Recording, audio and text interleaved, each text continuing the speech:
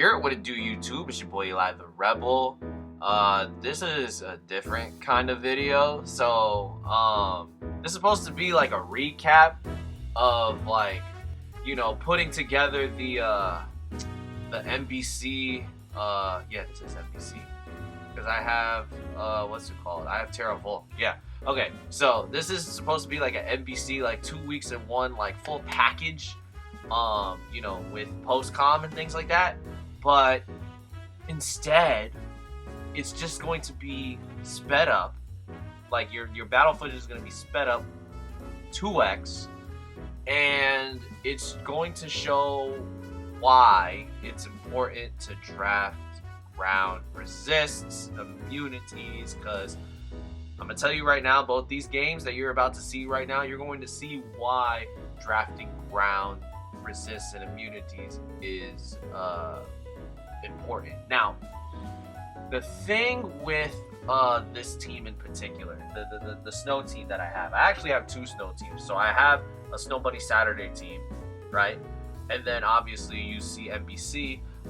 You know, I used the points that I had from dropping Gliscor to get Kyurem in the snow, right?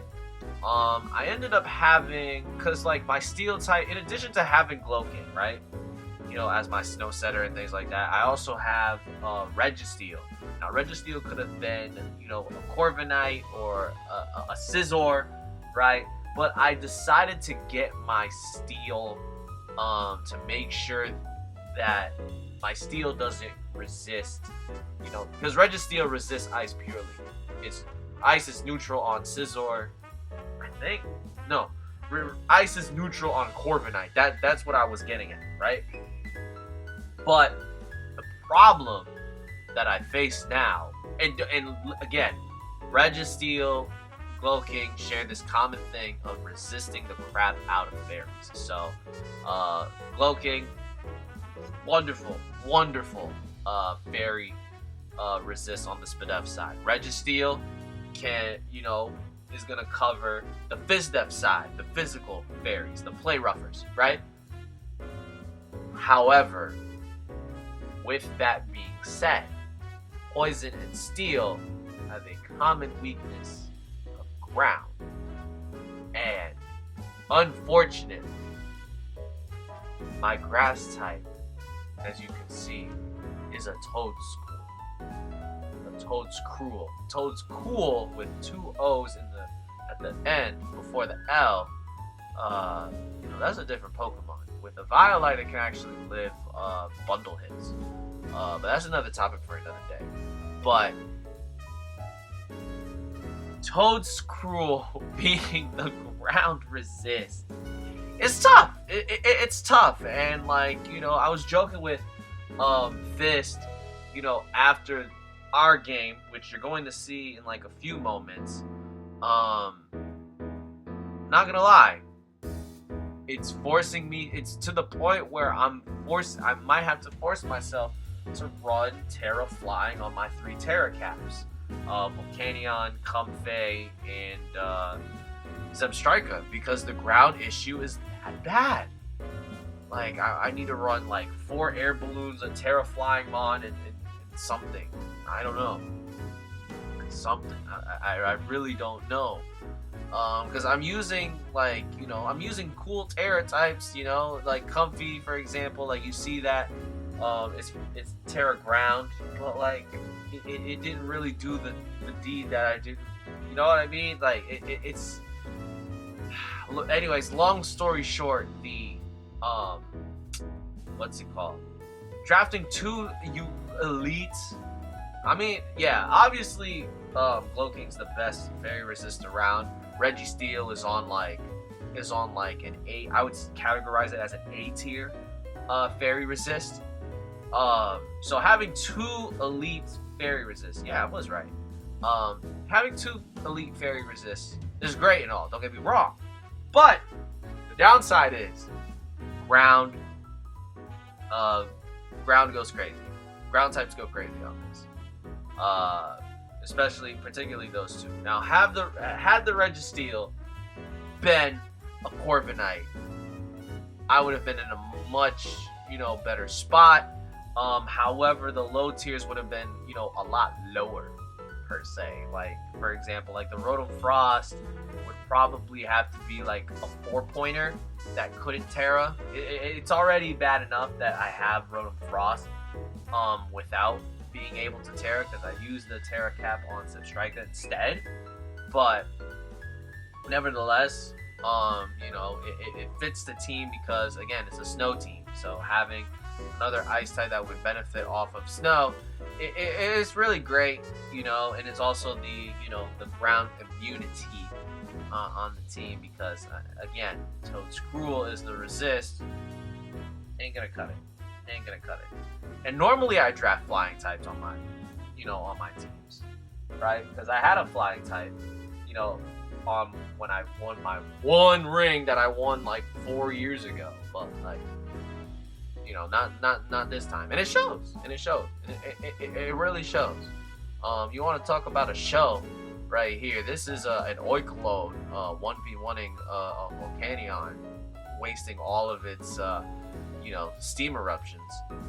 Here you're gonna see like a turn where like it super bangs my Urshifu, and like, had I been the sub focus punch set that I wanted to be, but then I was talked out of changing it to SD, things would have been a little different. Not gonna lie. This part was really crazy. Like, my man really stalled out pretty much all 8 of my steam eruptions. It was wild. I'm trying to, sludge wave, a friggin' Hydrapple coming in, because naturally speaking, dragons come in on Volcanion's dual stab of fire and water type deal. Ain't no shame in that. But I was down to like, that's fucking steam eruption. I'm like, yo, I need to chill out. Yeah, you ever seen a Oiklone 1v1 of Volcanion? Pretty wild, if you ask me. Obviously, the Oiklone was there for the Spectrier. Spectrier had way too many checks. See, this is the turn where, like, I wish I was freaking sub, right? Because, like, the odds of getting the freaking Super Fang off this rest were 33%, and bro got it. Or no, he woke up and clicked the Super Fang. Because I looked away to, like, check my phone. Somebody texted me, and then I look up and I'm like, Super Fang? What? What if I was sub? I could have been subbing infinitely into the, the focus punch, which was no big deal. But I take my kill with Urshifu. Urshifu was the only lone, like, performer in 2 games. I knew Urshifu had 2 very, very good matchups. But you're gonna see me run Spadef, full Spadef Glow King, and it came to bite me in the butt because that's a banded Sneasler. Watch this U-turn. This is a crazy U-turn right here. You know what I'm saying? Imagine if I was FistToYourDoom. I probably would have taken out a lot better. But here comes the Crook. I had my Colbert intact, but I went into the Comfefe, into the I try to drain up as much as I can, but Heatran comes in and I have to burn the Terra on Heatran, blah blah blah, etc. Hooray. The one takeaway that I got away from playing against, because as you can see here, J is JV. You know what I'm saying? Like the JV that's in the, like the Q, the Costa Rican cahoots group, right? That JV. Yeah, JV came back to the draft, and it's like he was playing like he never left. I'm not gonna lie. Freaking, I had to burn the Terra there, and then Crook just, Scarf Crook just claims 3 bodies with Q, I believe. So we're getting to that part, I believe. It sped up 2x. No, Sneasler comes in here. I try to drain up as much as possible. Before I was watching those heat train sequences, I was going to say that the game with JV in particular, you know, yes, I lost the Scarf Crook. I get all that. But, in my defense, people that know me know I don't really like throwing up hazards like that. So, being able to get up all 3 spikes with a Toedscruel for me was honestly a dub. And you're even going to see a Spikes kill from Toedscruel as well, which is really cool. Which is really, really cool. And then the second thing was, again, yeah, Urshifu, claiming lives. Yeah, I saw his dance here. And then IP jab, and then they, you know, JV uses the Sneasler sack for the Toedscruel. And then I hoped and prayed that Crook wasn't Scarf, but then it was. So it was just GG's, no reads. I mean, credit to JV for taking advantage of the weakness, and then Fist did the same thing again, which you're going to see. I should probably leave timestamps somewhere. I've been really lazy with my YouTube descriptions. I'm gonna be completely honest, because I haven't, like, I think there was one upload that I did where I forgot to add the music, but I didn't get in trouble for it. But then so I just ran with it. I haven't been leaving, you know, music credits and things like that. But to be fair, nobody really asks for my music these days. Probably because, like, people have caught on to, like, my style of music. Like, we all use Glitch City, we all use Mew more, right? But, you know, as much as possible, I try to put people on other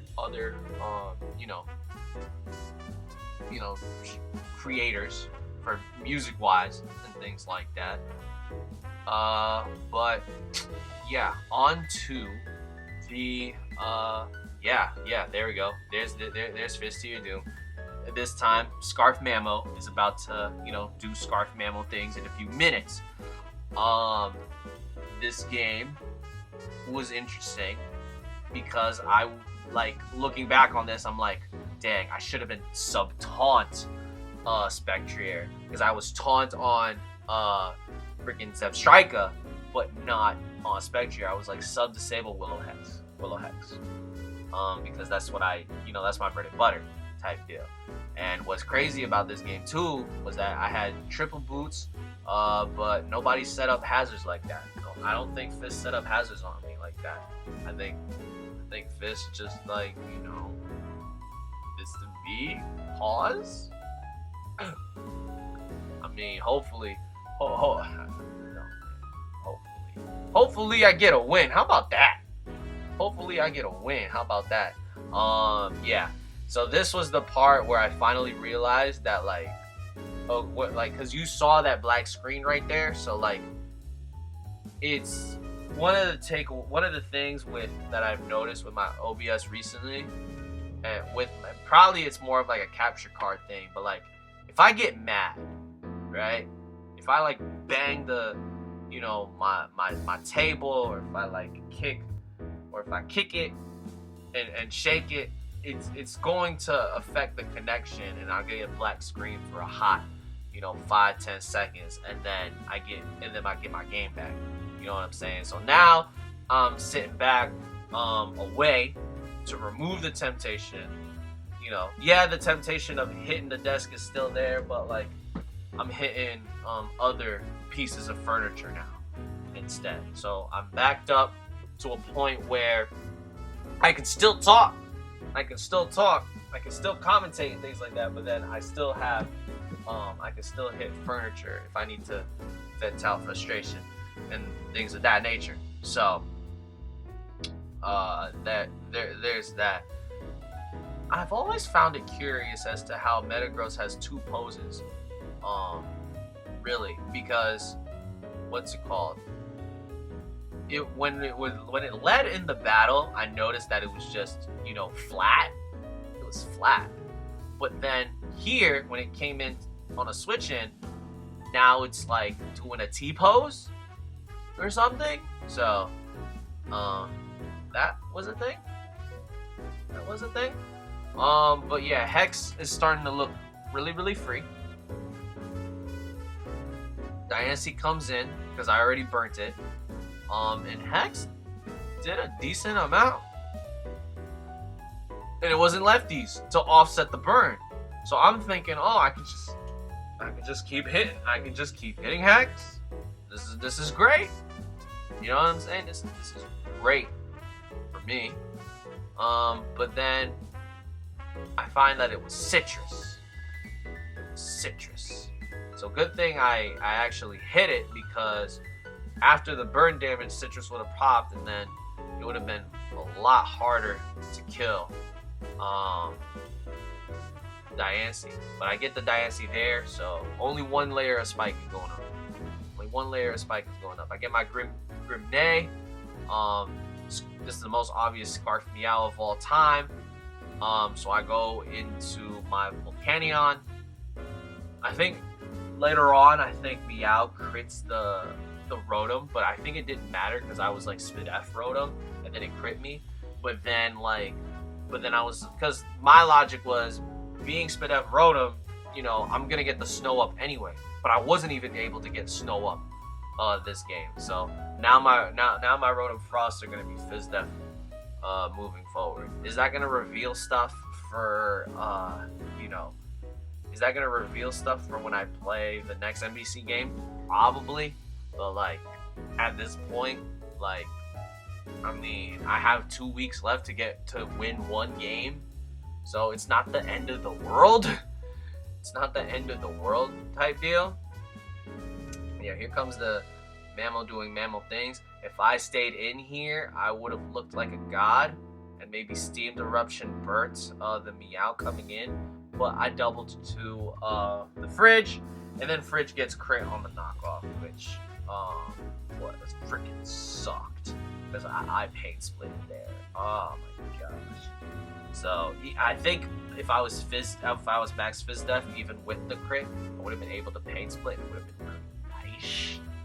But then here comes my boy Pangoro, and I was thinking about it, but I just decided to SD, thinking, because I knew, like, I figured like Bro was playing it like Scarf and things like that. So I SD there.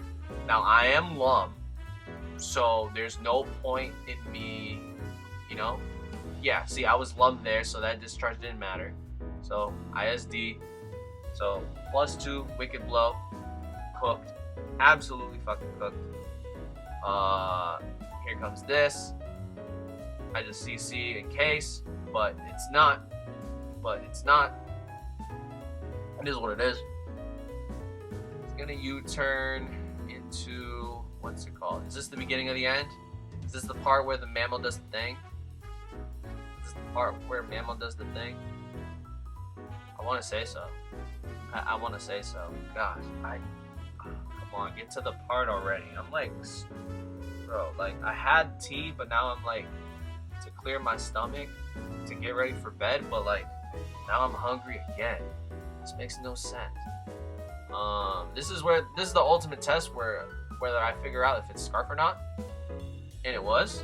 So, yeah, that was something. Here I go into my Boots thing. So Boots did actually come into play because of the one spike that Fizz brought up.